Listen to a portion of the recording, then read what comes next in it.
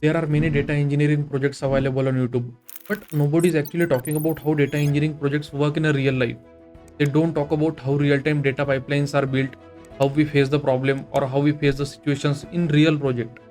So this is the exact problem that I am going to solve. If you want to become a data engineer in 2025, this is going to be the series of 10 data engineering projects that people have actually worked in their own companies. In this series, we will talk about real-time data pipelines, project architecture, tools and technologies used, source systems, targets, then data details, schema, problem they actually face while working in the project, then all the scenario-based interview questions that may get asked around project. So trust me, each episode is going to be a very high quality discussion of 40 to 50 minutes. So hey everyone, my name is Shubham Wadekar. I am a data engineer and a content creator.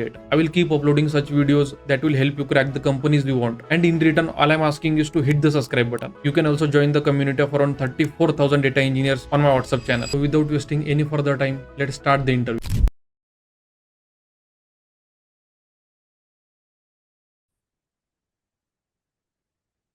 Hi. Hi, Abhishek. How are you doing? Hello, Chandrali. I'm doing good. Thank you. How about you? Yeah, I'm good too. Thank you for joining, and I'll just quickly introduce myself. My name is Chandrali, and I have around 8.5 years of experience in IT, around 6 years in data engineering, and I have worked in AWS and Azure and on-premise also. GCP is the part which is left to explore. Yeah, let's move to your introduction, and then we'll take it from there, okay? Okay. So I have been in IT industry for around 6 years, out of which 4 years would be into data engineering, and my tech stack is usually PySpark, and cloud would be AWS, and currently exploring Snowflake as well. Okay. The current project that you're working on, can you just give a brief overview, like what are the services you're using and how does it look end to end? Yeah, sure. So maybe can I start with the problem statement that we're dealing with? Yeah, sure. Yeah. So currently, I'm working for a banking. I mean, it's a banking domain project. So what usually we do is we have various customers, and whenever there's any transaction done by the customer of this financial institution that I'm talking about, so we have multiple offers linked to different vendors and merchants. So if any transaction is being done by the customer, and we find that that customer is valid for some other offers as well, which is in line with the current transaction that has been done by the customer, we send them real-time SMS, so that I mean, it would help in the generation of revenue for the institution. So yeah, and it's a streaming project, I would say. And I mean, the ingestion is the source is usually Kafka, and processing is done on EMR, and we store the data. We usually dump the enriched data in S3, and Oracle is also used for batch analytics in the future. Okay. So S3 is in AWS cloud, right? And Oracle, so you're using on-premise connections for this? Yes, yes. Okay. How is it connected? Like how do you bring the data to AWS from Oracle? How are the connectors built? No, we usually don't bring the data. Yeah, we do bring the data, but it's mostly we have the JDBC Mm-hmm. connector, and we have the port number and everything we have set up. We have those details, and we connect it through JDBC connector only using PySpark. So, Okay. yeah, Okay. So where do you run the PySpark code? it's on EMR cluster. EMR. Okay. Yeah. And your configurations and everything which is connecting to the Oracle is built in those files only, right? Which you Yes. refer in the job itself. Okay. Correct. Okay. So you mentioned about Kafka also that you have it set up. So how is it that in line with this architecture? Okay. So, to be frank, we usually don't have the ownership of the Kafka architecture and whatever the retention period, the topics, the partitions, and all. We don't have the ownership of that. But what we usually do is we are the consumers of Kafka topic, and we have subscribed to that corresponding topic. So, whenever there's this source system called that we call a switch, so whenever there's a transaction made, So the Kafka topic get ingested with the corresponding messages, which include details about the vendor, the transaction, the customer details, and everything. And since we have subscribed to that topic, we keep on pulling those data from the corresponding Kafka topic and process it using PySpark on EMR. So hey guys, before you continue watching the discussion, I will just take one more minute of you. As you are watching the video till here, I can understand that you are looking for one good end-to-end data engineering project. So basically, we have started one service few days back, which is one industry level data engineering project. And we have already delivered projects to more than 50 plus people. What we are going to do in this service is that we will connect you directly to someone who has cracked multiple interviews at top companies, and same person will take you through 3 one-to-one session. It will be 1 hour each, where they will try to explain the entire project end to end to you. This will be the same project that they have used to crack their interviews. So here you will get complete project walkthrough, all your doubts will get cleared, real world insights, and most importantly, a project that you can confidently speak about in your interviews. And trust me, having a strong project is one of the most important thing when it comes to cracking a data engineering interviews. So if you're looking for a one-to-one session to truly understand a real project, just book a session with me and I will personally call you to get started. I will be attaching the link for this in the description section. So do check out. Okay. So you said that you received the messages from Kafka, and what is the format? Like, in which format is it stored? Like the details of the vendor. That should be in a particular format, right? So what is the format in which you are It's storing it? it's in a JSON format, and it's JSON. yeah, it's quite nested. Also, I would say we have Mm-hmm. to break it down using Explore and all those stuff. So Mm-hmm. sometimes, I mean, based on the requirements, sometimes it's messy, sometimes it's straightforward, just key value mapping. But yeah, Mm. it's in JSON format. Yeah. Yeah, that's what I want to understand. Okay, that makes sense. So basically, you are not using Kafka, right? You're just getting the output of Kafka into serving as your input, right? Correct. So where does S3 fit in over here? Okay, so once we have the raw data from Kafka, we have multiple static files. Again, that is stored in S3 as well. But yeah, when the job is running, we pull those static file into our EMR cluster so that it's not always we are not always doing the get calls into the S3 every batch. So that is one thing. And when we join this Kafka detail, I mean the details from Kafka into the static files and all. So after enriching the data, we store it into S3. So this is where S3 comes into play. So basically, for storing our enriched data, plus there's one thing called cooling period as well in that we usually use. So what it denotes is if we have sent a particular message to a customer based on certain domain or certain not domain but vendor and merchant, we cannot send the same customer the same I would say the same message or the same offer within whatever may be the cooling period defined by the business, 2 days or 3 days. So to get those details, like when we had sent this same message to the customer last time, to get those details as well, we refer the enriched data which is stored in S3. Okay. Okay. So, just to and for my understanding, you have this system called Switch, and like what is the type of data? I mean, when I say what is the type of data, like what is the business, like what are the type of details? You're saying vendor details, right? So what are the type of details that is present inside the data? Okay. So first, I mean, I would just give a few details that would make us understand what the data is. It should be mostly the vendor name, the uh, cost or the price at which the transaction was done, the customer number, the name, uh, the location Understood. in which the transaction was made. Yeah. Okay, so first you're getting the data into uh, S3, and you also have some data in the Oracle, right? And from there, you're using PySpark, you're transforming your data and you're storing it where finally? It's again in so we are not pulling any data from Oracle basically. Mm-hmm. So let me say like okay, let me reiterate. So we have real-time data coming from Kafka, Mm-hmm.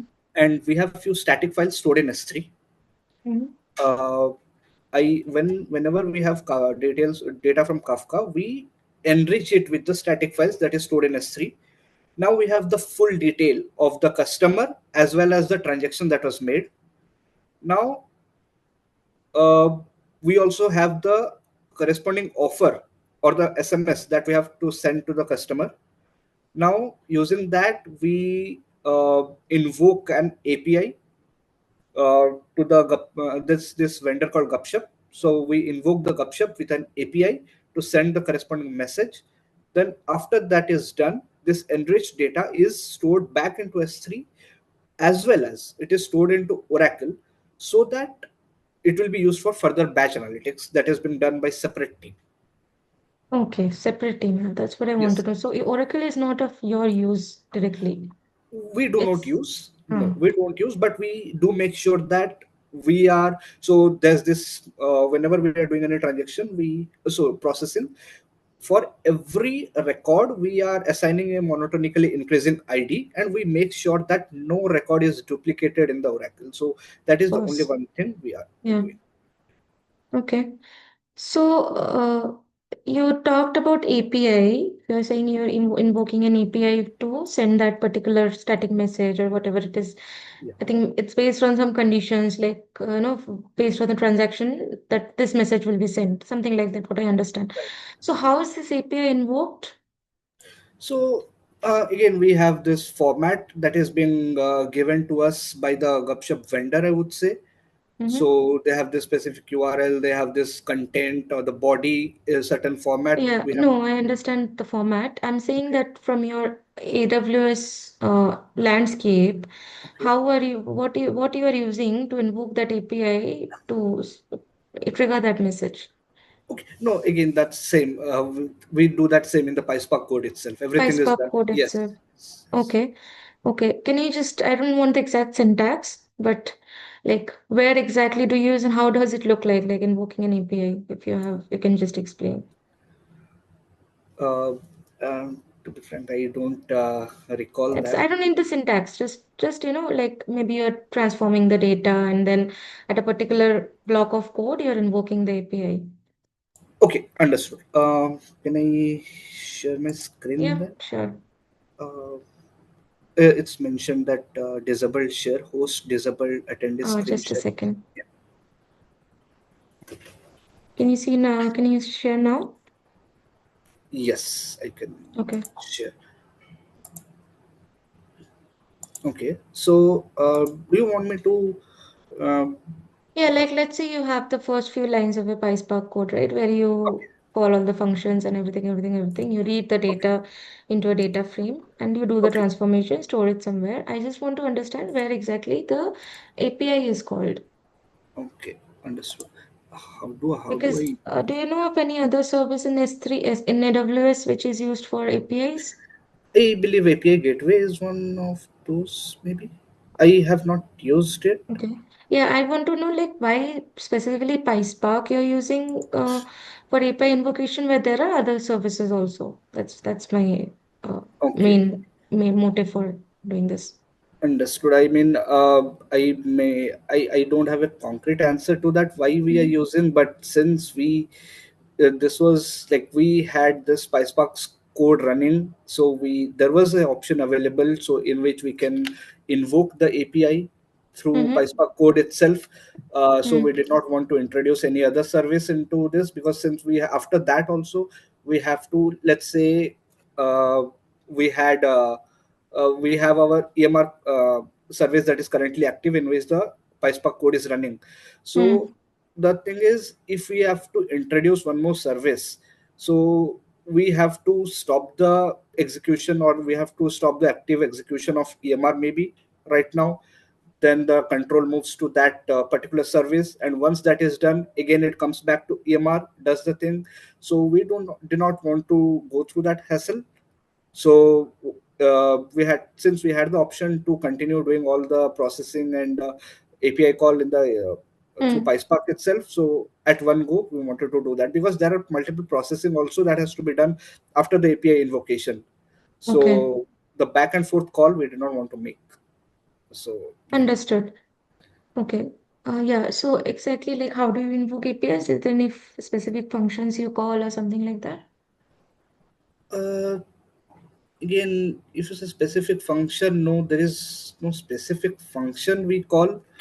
Uh, but mm, no, No generally, worries, it's okay. You can, something to visit after this and after this call, yeah. because it's a very interesting part, right? I mean, how do you invoke APIs inside the PySpark code only? Because there are multiple ways of invoking APIs, and APIs being the, a hit topic nowadays. It's good for you also if you know how to exactly do it. Okay. Okay, so what is your specific role that you are having in this current project? Like, what are your daily activities?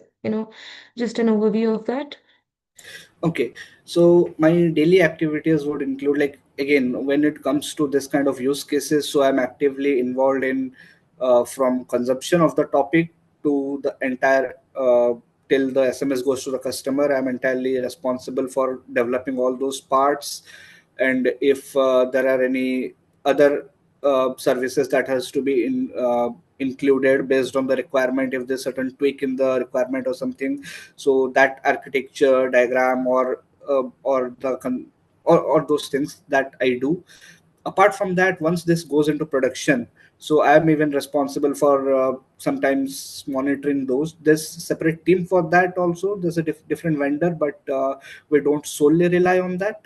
So again, monitoring sometimes if everything is working fine or not, because we know the business context. So we know that moreover we know that every day or in each batch, so what is the approximate count of SMS that should go to the customer. So if there is any fluctuations in that, whenever we go through the logs or something, so Hmm. we have to figure out that which data or which filter condition is filtering out the records or something. So monitoring those and finding out any bugs, that is also one of my day-to-day So, do activities. you have any monitoring tools in place for that? Where you store the No, logs? no, we don't. We don't. I mean, usually it's CloudWatch, but Hmm. yeah, usually it's CloudWatch only. We just go through the logs to check. So what we do is mostly, so whenever it's basically day-to-day task. So I would say the data is stored in S3 based on the on the partition based on call Hmm. on date. So there's this glue job also.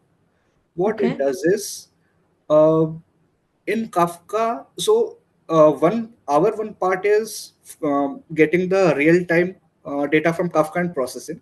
But this another team, what it does is it again pulls the entire raw data from the Kafka and stores it in a different S3 location. So what this glue job does is it pulls that data, the raw Kafka data again, which is stored in S3 by the other team. It pulls that, it does the same kind of processing and all some calculations, and it uh, gets a count of how many messages were eligible for the customer, how many were sent, how many failed. So all these details have been calculated through this glue job, and it again triggers a mail every day. So this is the How does it main. trigger an email? It uses, I mean, this glue job triggers a Lambda function in Hmm. which again we have set up a SMTP protocol, which is used to trigger the email. So that creates a, so in that Lambda function itself, we have created a table which is using the HTML syntax and all. So uh, we usually refer those statistics to check if there is a sudden record drop or something to figure out. And if for technical issues, we usually go through CloudWatch logs. Okay. Okay, let's break it down to two things. So you mentioned about glue job and you mentioned about EMR also. You're saying that the glue job kind of does the same thing as your EMR Spark job does? No, not the same thing, I would say. What it would do is it takes the glue job. I mean, it takes the Kafka topic. I mean the raw data, and so this API call or all those things it doesn't do. It just filters out the data. I mean the basic transformation part. Only the transformation And part where has does been it done. store again? S3? No, no. It This glue job doesn't store any data. It simply does the transformation part, Mhm. and whatever is the final count, it sends it to the Lambda function, and the Lambda function triggers an email. That's it. It doesn't store any data, the glue job. So it just sends the email saying that these are the number of records, something Yes, like these that. were the number of records that were ingested in the entire day. These were the numbers of record. Those were filtered out due to some condition, and these are the number of records, customers to which SMS were sent, and a breakdown of SMS, like if there are three offers, so particular this offer was sent to this many customers, and so like that. So we usually tally that if the number of uh, SMS of different segments, sum of all those should be equal to the number of SMS sent, right? So this kind of validation we usually do. Understood. So now one question comes here that what was the need of introducing another service, that AWS Glue, when you already had the EMR clusters? What was the need of the glue provisioning? Okay. So there was this again. We had the option of using maybe transient cluster, maybe for EMR and Glue as well, but we did not feel like, I mean, we did not think that creating an EMR cluster for it would hardly take 10 minutes, I would say, to complete the job.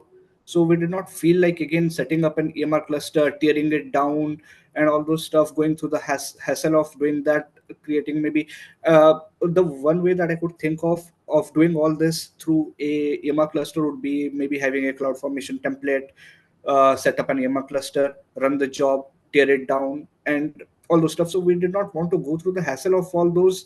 So we had the flexibility of using a serverless thing. So we opted for Correct.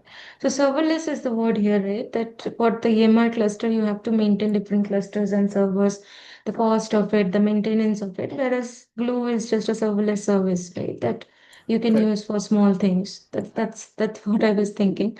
Okay, what I understand from you is that the end users are direct customers. So, Yes. okay, so it's a streaming process, like how is your PySpark job running is it a batch job? It's a streaming process. How is it? Spark It's a streaming. it's a Spark streaming process, a Spark streaming job, and there's this thing called trigger option that is present in PySpark, and we usually use the processing time argument in that, and based on the requirement, we see, like for this particular maybe use case. So what will be the number of records, or what is the frequency of records that's coming, that analysis is again done by marketing team and all. So they usually come up with a particular number. So based on that we define the processing time. So like what this Spark streaming job does is, so every 2 minutes it tries to fetch the data from Kafka, does the processing, writes it, and the next 2 minutes it again pulls whatever record is present. So this is what we follow. Okay. What is the difference between Spark batch and Spark streaming? So Spark batch would be pull the entire data from the source, do the processing, and the execution stops. And Spark streaming is a continuous process that goes on unless and until it has been stopped by some criteria. So it's eternal, I would say. It goes on running until being stopped. So batch jobs, but the batch job stops once the execution is complete. Okay. So do you have any architecture diagram with you? Like, do you have anything present? Of this, Yeah, maybe of this use case, end to end. I can do it if you would No, it's say. fine. We don't have it's fine. It's fine. So, how much data are you dealing with daily? Hmm, to be frank, I can't say based on the size, but the numbers I can say, for every 2 minutes, it's usually always 1100 to 1100 records that we get. That's usually the number. And on the entire day, I would say, because again, transaction is very low around night, and it's the frequency or the volume is high during the daytime. I mean, manageable. So it's around 1 to 2 million, I would say, in the entire day for particular use case. So yeah, Yeah, that's quite a hefty number, no? yeah, yeah, Okay. it is. So dealing with such a huge number of records in a day, have you faced any challenges like where your job just failed and you're not able to understand the root cause for it? And since it's real time, right? You have streaming data that's going to impact customers a lot because they won't be receiving whatever offers and that is going to impact the business. So any such challenge which you faced, you can remember and you can like explain how you debugged it and how you solved it. Okay. If you're talking about um, data volume and customer not getting SMS, um, usually it's never that the customer gets very late the SMS. It's maybe it's get delayed by 4 minutes or max 6 minutes, but it due to data volume the customer doesn't get a SMS. That doesn't usually happen. But yeah, we have faced issues like uh, the job breaks in between. So when we are writing into the enriched data, maybe when we are writing into enriched data, or when we are writing into Oracle, sometimes the job fails. So again, it's an external thing, right? So like connecting to JDBC and all those connectors, sometimes it breaks. So those type of issues we have faced, and so we deal it in such a way that, let's say, this one thing we had done. So we are writing into Oracle, and let's say there are 100 records in one batch. 50 records were written, and it failed. So the job basically failed. Now what Kafka will do is, since the processing was not complete, so the next iteration will be the same batch of records plus it'll be the same batch of records. So now what we will do is, we can't write those 50 records back, right? So in this case, the SMS was even sent to those 50 customers. So we can't even send those SMS. So in this case, just not to irritate the customer, so what we usually do is, there's this one step that we follow. We uh, pull the for that particular day or time period, maybe we we pull the data from the Oracle, and it's not for the entire day, I would say.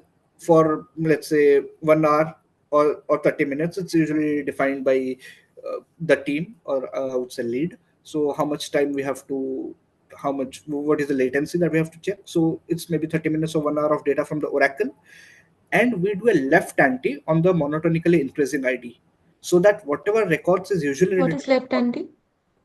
So all the records, so on the left there's a left table, right table. So left join is all the records that is present in the left side table, that is left join. But left anti is whatever record that is not present in the left table, so is the opposite of So that. which one So is your left table and which one is your right table in this case? yeah, so the our left table would be the Oracle table, and the right table would be our streaming data. So we check from the streaming data which is not present in the Oracle table. So uh, does this make sense? So Oracle has your the data before your job failed, right? Correct. Correct. Okay.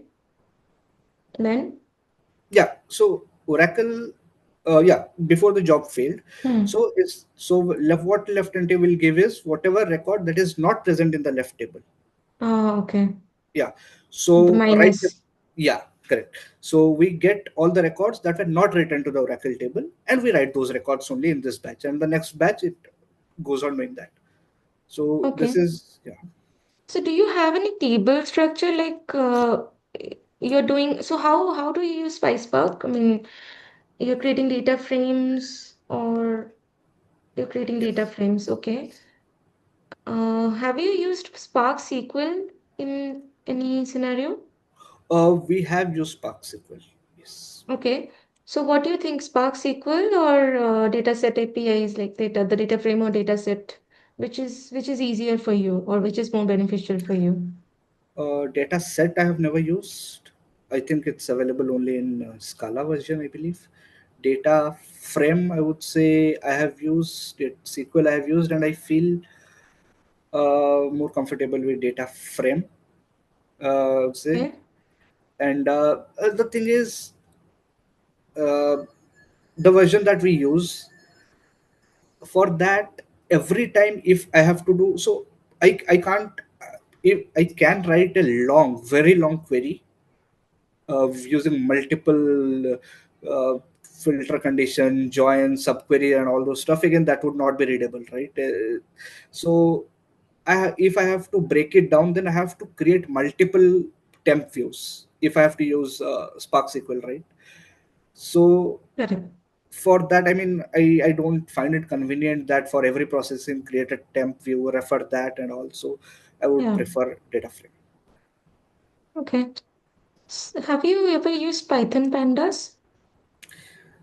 I have used in certain cases, but I'm not very proficient on that. But yes, I have used. Okay. No, it's just a very simple question. Like, what is the difference between data frame and a series? Is it concept of series and a data frame? Like, what is the difference between that? Okay. So, um, series and data frame. I do understand series. I do, and data frame. You're referring to Pandas data frame, right? Yeah, I mean, it's the same, right? It's just a tabular data that you're storing your data into, giving the headers, and then you're giving Yes, the correct. values also, right? So it's the same, nothing different. Yeah. Um, I mean, I just give you the answer. You just have to yeah. think it. Series, I would say maybe it's like a array or collection of Mhm. arrays. I would say, yeah, array only. I would say not collection of array. I would say array, and data frame is basically, as you said, it's tabular data. Yeah, That is what I feel. yeah, something you can look after this call. Yes, So definitely. do you do any data quality checks? Like you have the data in a JSON format, right? And it might be nested, it might be simple, it might be nested inside nested, and Hmm. nested JSONs are very, difficult to do the mapping. And how do you have any data quality checks where you use any tools or something for doing the DQ? To be frank, we do have libraries, but we do not use that. I mean, we have that great expectations and all, but Hmm. we do not use, because in our case, uh, the business requirement that we get. So it usually says that the Kafka topic is this. This is the schema of this, and the Hmm. Oracle that we write. This is the schema of the Oracle table. So at least the source and the destination is always constant, not always, but I would say is constant for this requirement, unless and until there's a very drastic change. So that's why we usually have not done this, incorporated this in our project. So how stable of a process do you think is your process?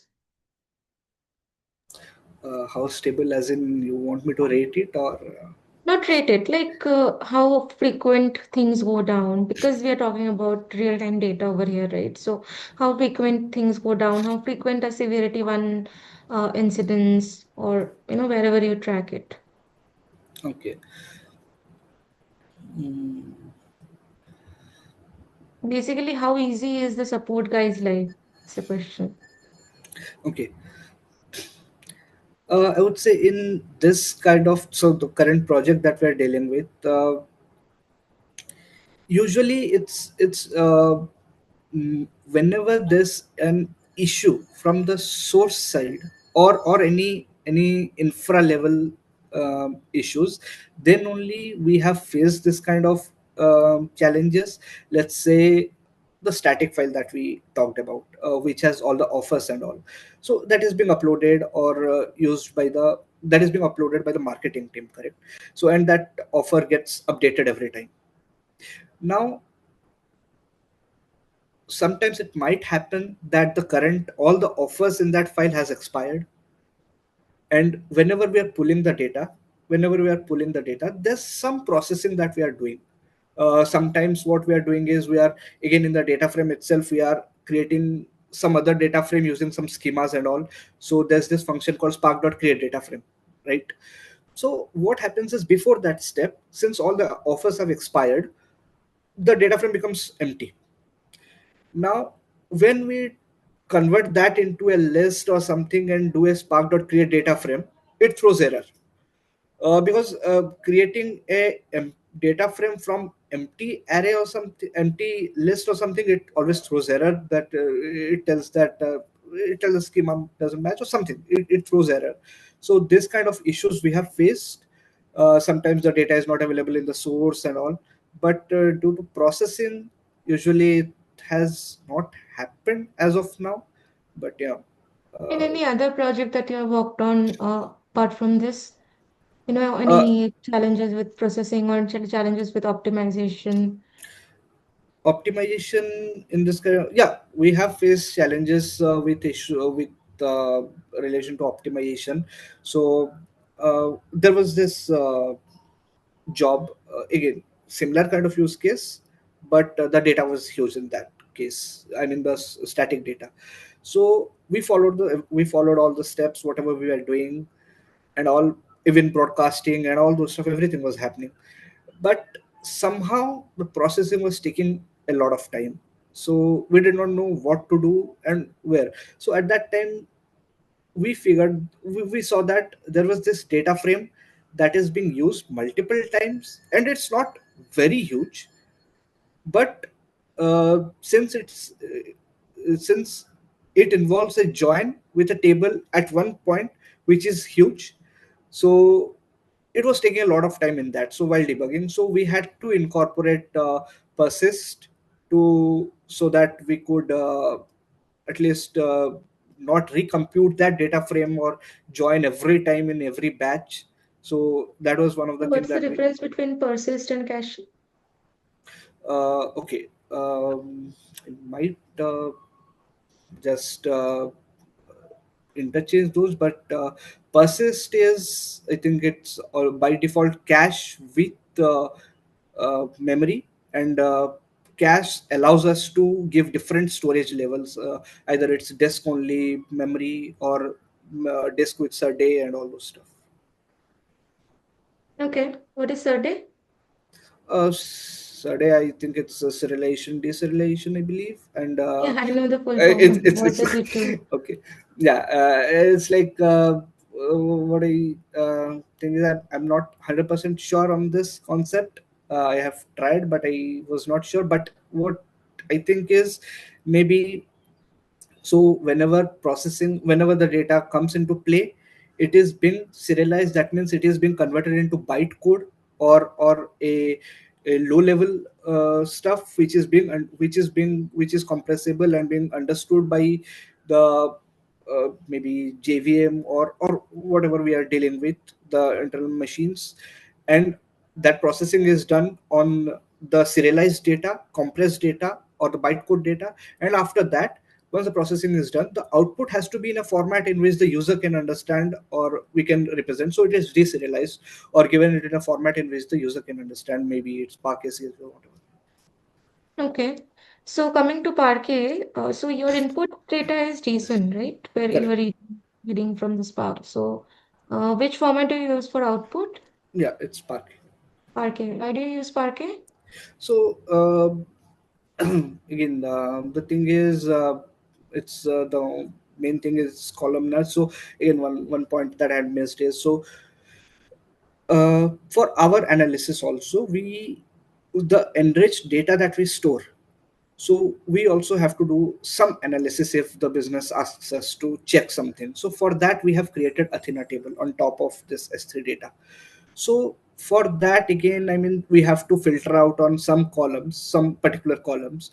So we usually, since it's a columnar data, so fetching the data from using the, I mean, if the data is stored in Parquet file, if you're fetching based on particular column, so the read is pretty fast. and moreover there is no external metadata storage cost associated with this, since the metadata is already embedded in the data itself in the footer of the Parquet file. If we see the format of, I mean the architecture, the format of that, and it is highly compressible as well. So this is why we prefer to Yeah. use Parquet. So that's what I was trying to understand. Where do you store the data? That's why I mentioned about the Athena tables, Okay. because it was not fitting in, only Spark processing and all. Now it makes Yes. sense. So how do your users, how do the, sorry, you said that users want to see the data, so you're storing it in Athena. Yeah, I mean, yeah, we have created an external table on top of the data that is stored in S3, which is Athena. So how do users access this Athena table? Mm, access as in No, so what is the point of storing it in Athena table? That's what I'm asking. Like, okay, who does okay. this analysis? Who's the end user of this Athena tables? It's usually the marketing team if they want to check anything, so they Okay. are proficient with SQL, right? So Hmm. we provide a the table name with the schema and all to the marketing team, and they do all sorts of analysis using SQL itself on the same data. So who defines that the tables in Athena will be fact tables or dimension tables? And how is it like? How is the schema stored? What is the architecture for that? Uh, to be precise, in this kind of requirements, we don't have a segregation of fact table and a dimension table. It's just uh, it's there is no segregation, but we can say that it's a fact table all in all. So it is just one table for every use case. So Yeah, and but the that is schema is basically the S3 data, right? correct. Because it's just that it's not, I mean, it's not physically stored, it's just Hmm. referring to the S3 underlying data. Yes, exactly. So, uh, I mean, what I'm trying to understand is that who are the same people who is, doing the analysis. And so, okay, see, my question here is you are saying that you have this data in Athena tables, right? So, is it that raw data that is in the S3, or it is that enriched data that you were talking about on which the Athena tables are built? Because if it is the static tables, it doesn't make sense. It only has the offers, right? It doesn't, is not of any help. Only the data that you have processed, only storing that makes sense. So, that's what I'm trying to understand. Exactly. It's the enriched data. Sorry if I missed it. It's the Yeah. enriched data, and again, it's partitioned. So one thing that we have to always make sure of that is, since it's partitioned data in S3, and the way we have created this Athena table, the external table. So time and again it has happened that the business comes up with and says that, hey, this data is not available, this date's data is not available. They forget that since it's partitioned they have to do MSCK repair, that they always forget. So that is one thing that we Okay. are thinking. I don't know how do we incorporate that, or maybe what we usually do is, um, our job, that there are two times so in a day, so at 9 a.m.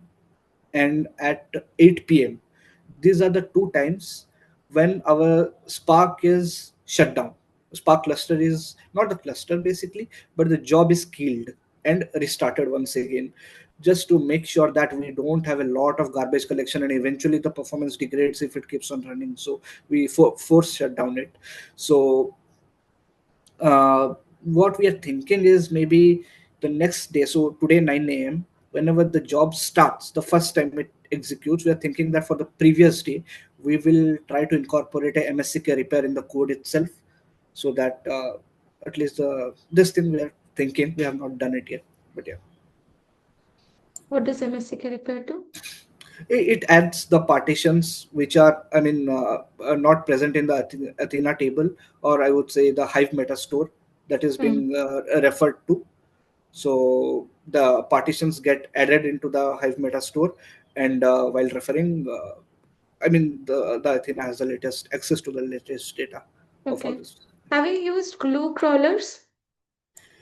We haven't used, but I'm aware of it. Okay. So let me give you a scenario. let's say I have a crawler created. Okay.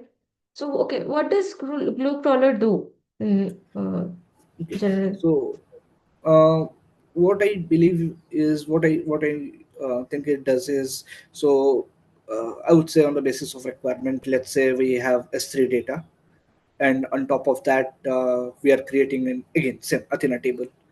So there has been some schema changes in the S3, but Athena does is not aware of that. Now it will start throwing error whenever we do a query on top of that. So if we have a glue crawler, it will scan through the data and it will create a schema of the current data, and this schema can be referred to create Athena table. So whenever there's a schema change in the source itself, the glue crawler itself updates the schema, and the Athena table is created based on the latest schema, so that there is no manual intervention or there is no hassle of Okay.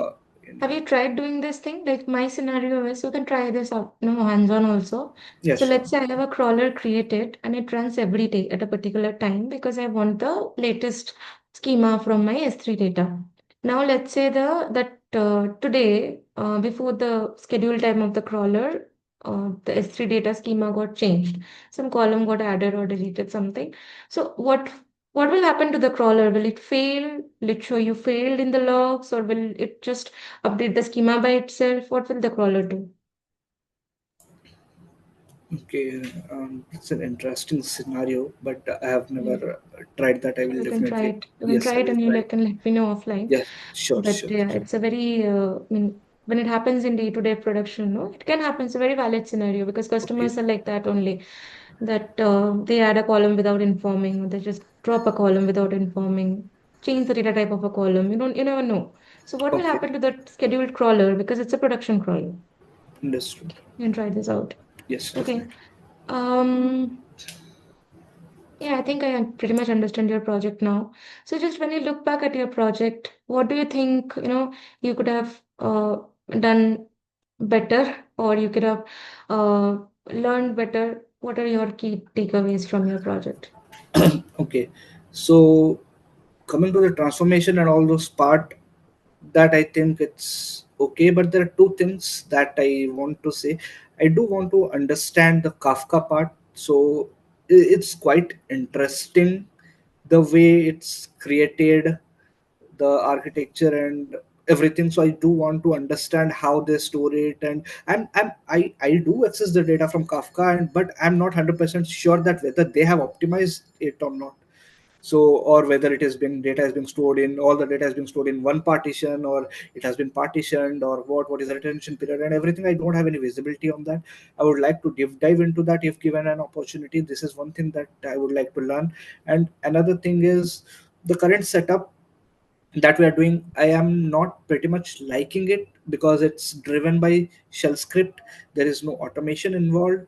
So I would like to include CI/CD in this, in which maybe the CI/CD would be triggered by this Airflow. I do want to introduce Airflow even, which will be Airflow will be used to even the terminate the cluster, terminate the job, again do a Spark submit itself, and all those stuff, deployment of the code, and all this automation we want to do, because right now it's all The manual. manual thing is Yeah, run? yeah, Who runs the script?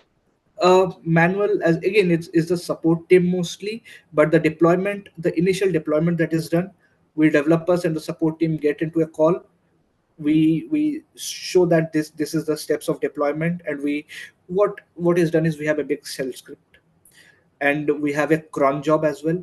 This cron Hmm. job is called twice. So this cron job calls the shell script twice, the 9 a.m. Hmm. and the 8 p.m. that I mentioned. Okay. So, and that shell script, what it does, it checks. So what time it is. If it is this time, then it does a yarn application kill, or I Hmm. mean, it gets it does yarn application list to get all the I would say application IDs, and from that we get the name. We do a grep, and we know the project name, and we check if the grep is matching. Then we fetch Oh, the application. We do a yarn kill, and then we do a Spark submit on that. So So how would this you is implement CI/CD in this? What will be your approach? so what I'm thinking is, let's say, the EMR cluster is up and running, so there is no need. I don't want to introduce any CloudFormation template into this because it's always up and running. So what I would say is this Airflow job would maybe trigger the let's say we have this CI/CD in which the code is there. It this We can use cloud build to maybe zip the code and store it in a S3 or some tar file. We can store this entire PySpark code, and this Airflow will be used to trigger this PySpark code based on the timing. We can schedule the Airflow job itself, and it will be used to call the job and terminate the cluster and all those stuff. So at least this is what I'm thinking to automate. The Do you later have any stuff, version controlling already available? we do not have any version control. We So are how in do the you do process of deployments? uh, again it's all manual, I would say. We develop, so there are two clusters. So one is production cluster, one is development cluster. Hmm. So and we are able to access uh, both of them. So we can access uh, I mean, not we, the at least the admin can access both of the clusters. Hmm. So we once the code is ready in our development cluster, so what we do is we get into a call. So the admin copies the code from the development cluster to Very the production. risky. It is so I mean So I'm just amused that with this manual work, there has been never any issues. yeah, like so once the code is issues, in the sense what it happens is they have sometimes this Okay, up. just to interrupt here. So how Yeah. many members are in your team? So in our team, I would say there are 6 members. Okay, and how do multiple people work on the same thing? How do you do version No. controlling? Okay, so since I mentioned that this kind of use cases that we work on, so it's rarely multiple people get involved because I mean, there's a single PySpark code, right? Mhm. It's a big PySpark code, so there is no point in. I mean, we don't involve multiple people in that, so different people are given different use cases, or Okay, so usually there has not been the need yet okay. to Is it agile? include. It is agile. It is agile, but again, not, I would say, not No full. project is agile. Yeah, that is what I was telling. It is Yeah. not that full fledged. Okay, got it. Yeah. So CI/CD you want to add, Yes, and I think it's I, really needed. Okay. exactly. Okay. Do you have any questions for me? Yeah. So I would say, like, if is there any particular area that you would want me to focus on? So coding Yeah. wise, that's okay. Yeah, yeah, please. Yeah. I feel that uh, there is some loopholes in your understanding uh, in the different applications also, like when you're explaining something end to end. It's good what you have explained. I'm able to understand in this 15 minutes, and that's a very good thing that you were able to explain. But what I feel is, like, in terms of the business data also, if you are able to explain, like in S3 you're saying at times you're saying some raw files are there, and then you're saying enriched files are there, but how are this enriched files created, right? I believe that it's not about your explanation. You are also not clear some in some parts because you don't have the visibility inside the project. So if you go back and you try to connect the dots, that how end to end how this application is working, it will be good for you. See, apart from the technical coding and all is fine, right? Google, you Yes. have Google nowadays. It's not a big deal, but understanding the business end to end is a very, very important part. Otherwise, small things also you start missing out. Otherwise, it was a really good attempt. You were able to explain very well. So, anything else do you have? No, thanks for those comments. I would definitely take care of that, and I will try to dig deeper into again those Yeah. business aspects as well as the blue crawler thing, that scenario that you mentioned. I will have a look at that. Yeah. Okay. Okay. Thank you. Stop the Thank recording. you.